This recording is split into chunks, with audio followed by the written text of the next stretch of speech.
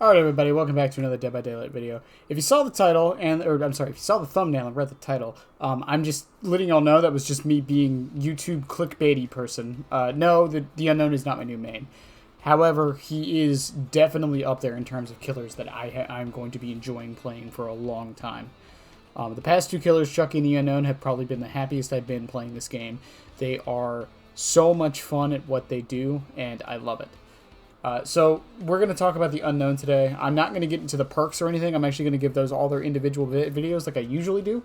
But the main killer, which I've already talked about in the PTB in another video, not much has changed since then. A few things have, balance-wise, but I have been playing him basically non-stop for the past 2 days, and I want to give some more thoughts on him. So first off, overall, he is fun as hell. I know some people are a little frustrated playing him, but the thing with this killer is he's one of those killers where I don't care if I lose. I don't care if the survivors juice me.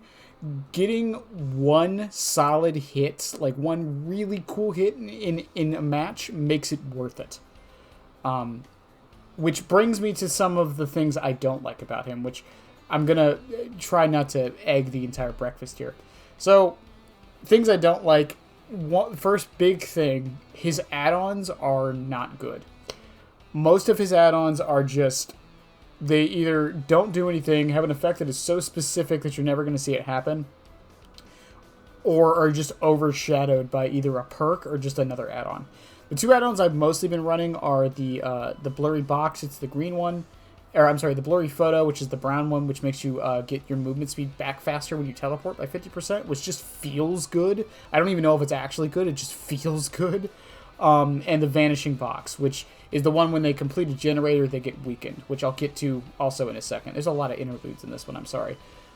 His Eries are fine. The Terror Radius one I haven't used too much, but it seems gimmicky in a good way, in my opinion. But once survivors figure out what you're doing with it, they won't get tricked, which is kind of bad. But that's the fate of most of them. His other one where they start the trial weekend is actually really good. I actually think it's better than his base, because having less of the clones around the map seems like a bad thing, but honestly it lets you be a little bit more precise with your teleports, which is just kind of a good thing in my opinion.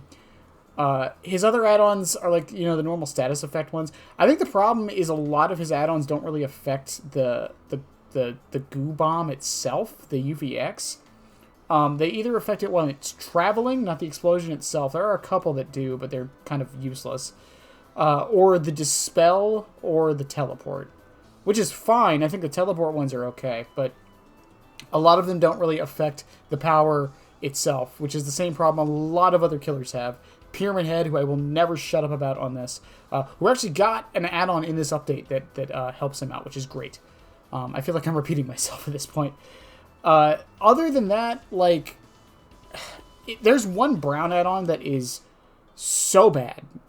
It is utterly bad. It's the eyeball one, which is if they are injured and weakened, if they dispel one of your clones, they get deep wound. Why does this add-on, I get it's a brown, but why does it have 3 stipulations?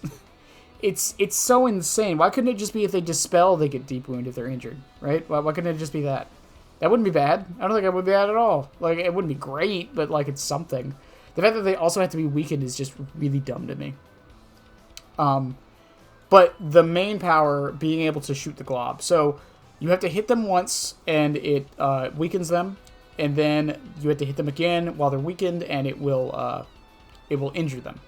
Now, what's cool about it is it can bounce, which brings us to the other problems I have with this. And I have not gotten a chance to test the add-on Milk Carton, which causes the bouncing to double. From what I've seen, it really doesn't do much, which brings us into the whole inconsistency of the bouncing. The bouncing is just inconsistent. Sometimes I'll bank it off a wall because I'm super close, and it'll bank and then go right where I want it to. Other times, I'll try to bank it off a wall and it explodes the moment it touches it. And I don't know what the qualifier is. I've talked about this before. I wish the collision was different somehow on the projectile, but it is what it is. They did increase the hinder on the direct hits with the projectile while it's in the air, which has actually gotten me a few hits, I'll be honest. The one thing I don't like about it is that it changes the survivors model to have like goo over them. I'm not a big fan of that. It just makes it kind of weird, and like makes you feel like they should be infected somehow. But yeah, and it also resets the timer of them getting rid of the weakened, which is the other thing. I know a lot of people have complained about the line of sight mechanic, and I understand the complaints. The one thing I will say with this killer in particular, one, I think it makes sense thematically. I think it makes perfect sense thematically. The idea of you have to keep looking at him to understand him, and now he can't really do anything to you. That's so cool. I also like how, and maybe this is just the Chucky player in me, but I like how, like, when you're approaching generators, or even when you're looping somebody, you're trying to, like, keep your body hidden the whole time and, like, play in, like, a weird way where you're not just, like, trying to run them down or loop the traditional way. You're trying to, like, back around corners and hide behind terrain on the map. Personally, I enjoy that and think it's very cool. And I think it also tries to encourage you to go for the bank shots because you're not trying to hit them from direct line of sight so they can get rid of your weakened. I will say this killer is very susceptible to dead hard. This is something I learned the hard way. The projectile is very telegraphed, and it kind of has like a tiny delay, so they might have time to hit them with the dead hard. I got hit with it quite a bit. The teleport, though, the husks. This is honestly really good. And they said in the dev stream that they felt that they could make it instantaneous, basically, because of how random it is, which it isn't. There is a tech you can do called edging. I didn't name it, shut up. Where you can pull out your power to stop the teleport, or stop the clone from dropping, which is really cool. I like how there's a little bit of manipulation you can do.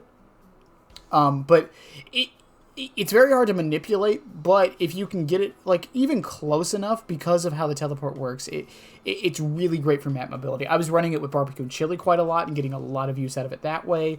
I was running it I was running him with Plaything and being able to teleport and then just jump up on survivors that had no idea I was there. Which brings us to the other thing I want to say. When playing him, I will say a lot of times, and a couple people have brought this up, but a lot of times it is better to leave people weakened and walk away. Especially if you're in a really open area where you know they're going to be dispelling you. The idea of them being weakened means that now their only way to get rid of it is to come find you. Right? So it might be able to get them off the gen and whatever. Also, if you can get the jump on them while they're weakened, there's nothing they can do. They're already weakened. That's why I'm enjoying the Vanishing Box so much, because once the generator's done and I find them later in the match, they're already at a point to where I can injure them from a distance. Which is another thing. This killer is just so satisfying. When you start getting the angle of the grenade correct, it is one of the most satisfying things. You can hit two people with it. Even when I didn't, like, injure people and only got them weakened, there were sometimes when I would get shots off that were so cool that, like, the bank would cause me to be like, dude, this killer is the best thing ever. That's in combination with the teleport. In combination with his kind of inherent slowdown with the dispelling mechanic. It's not really inherent, but it helps a little bit. The only other thing is he doesn't synergize very well with a lot of perks. I tried Save the Best for Last on him because I enjoy that perk a lot. It didn't work too well.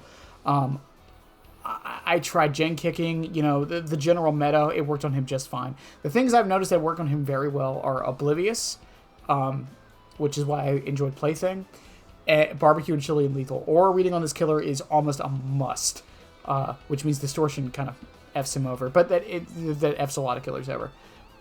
But I am 100% satisfied with this killer. He is not my new main. Need to make that clear now. He is not my new main. But he has definitely moved his way up the ranks of my general killer rotation. Chucky's still number 1. Larry's still number 2. I'm probably putting Unknown above Xeno now. If I had to pick my 4 main killers I play. I think Unknown has definitely gotten above there. But enough of me rambling like I always do. Let me know what you guys think about the Unknown. Once again, I think this is one of the best killers we've had in a very long time. Not just to me, but for the community as a whole. I've heard so many good things. I did hear some people calling him a little OP, which I disagree with completely. I don't think he's broken or busted. And I keep saying this again. Oh, all they do is tunnel me. That's not the killer's problem. That is the player's problem. In any case, enough rambling. Links and stuff are below. Don't forget, the Killer Man podcast is every Wednesday. We did one yesterday with Freddie, which was great. The Ghosty Show did it for me. I'm so glad we got a Freddie Man as early as we did. Otherwise, I would have never found one. Thank you guys for the continued support, and thanks for listening to my phone go off like it did, because I'm probably missing something, as it just did again. Wow, look at that. Hey guys, I love you guys. Have a good one, and yeah, bye!